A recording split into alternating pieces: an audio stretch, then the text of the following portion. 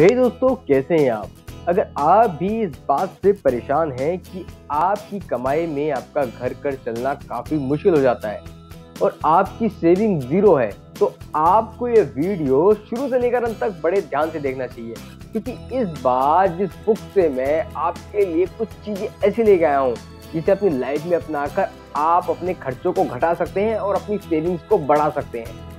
हमने इस वीडियो में जिस बुक का रेफरेंस लिया उसका नाम है अपना खर्च कैसे घटाएं, जिसे लिखा है स्वेट मॉडर्न ने। तो आइए दोस्तों, बिना समय गंवाए उन तरीकों के बारे में जानते हैं जिनसे कि हम अपनी सेविंग्स बढ़ा सकते हैं। तो इससे पहले कि आप वीडियो में खो जाएं, हमारे चैनल को आप लाइक से सब्सक्राइब जरूर कर दीजिएगा। दोस्तों, कई लोग समझते हैं कि जब हमारे पास पैसे आएंगे तभी हम सेविंग करेंगे, लेकिन ऐसा नहीं होता दोस्तों।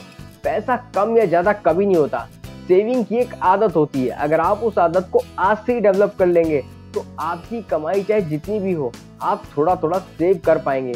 तो कुछ भी हो, अपनी कमाई का 10% आपको जरूर सेव करना चाहिए। आइए मैं आपको कुछ तरीके बताता हूँ जिनके थ्रू आप अपने खर्चों को कम कर सकते हैं।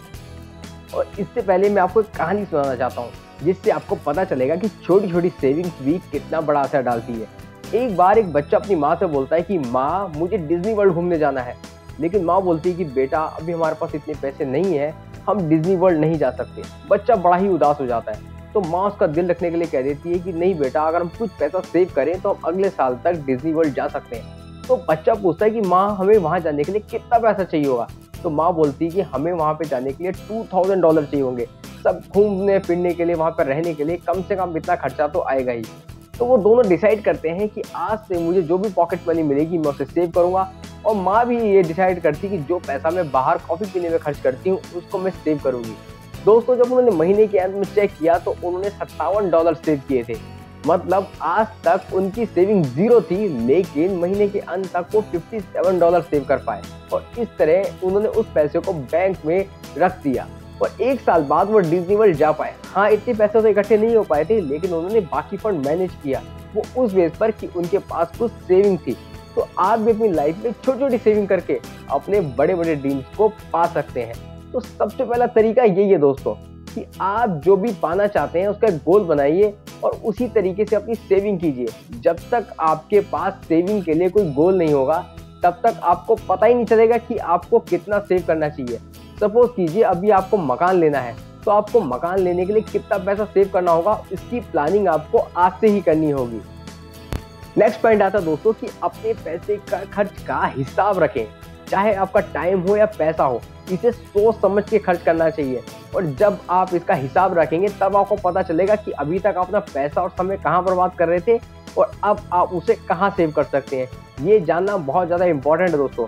कई बार हम अपनी बुरी आदतों पर इतना पैसा खर्च कर देते हैं कि अगर हम उसे ढंग से सेव करें तो हम एक बड़ी गाड़ी या बड़ा घर भी ले सकते हैं।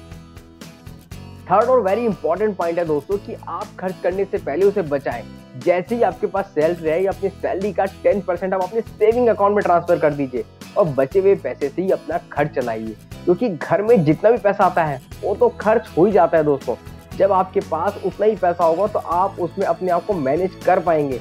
लेकिन आपको लगेगा कि हाँ भाई, मेरे पास खर्च करने के लिए ज़्यादा पैसा है, तो आप अपना पैसा खर्च करना शुरू कर देते हैं। इसलिए सैलरी मिलते ही अपनी बैंक से अपनी सैलरी का 10% आप दूसरे सेविंग अकाउंट में डाल दीजिए। नेक्स्ट पॉइंट आता है दोस्तों, कि जब भी आप शॉपिंग करने के लिए जाएं तो हमेशा कैश में शॉपिंग करें। आपने कई बार देखा होगा, जब आप कार्ड लेके शॉपिंग करते हैं तो आप उन चीज़ों को भी ले आते हैं जिनकी हमें ज़रूरत नहीं होती। जबकि जब आप कैश लेके जाते हैं तो आप उतना ही चीज़ खरीदते हैं जितनी आप अपने घर से पैसे लेके गए थे। और जब पैसे खत्म हो जाते हैं तो आप वापस आ जाते हैं। जबकि कार्ड में तो लिमिट होती है दोस्तों, आपको वापस आने का मौका ही नहीं मिलता। आप वहाँ पर वो भी चीज़ खरीद लेते हैं जो आपके लिए यूजलेस होते हैं।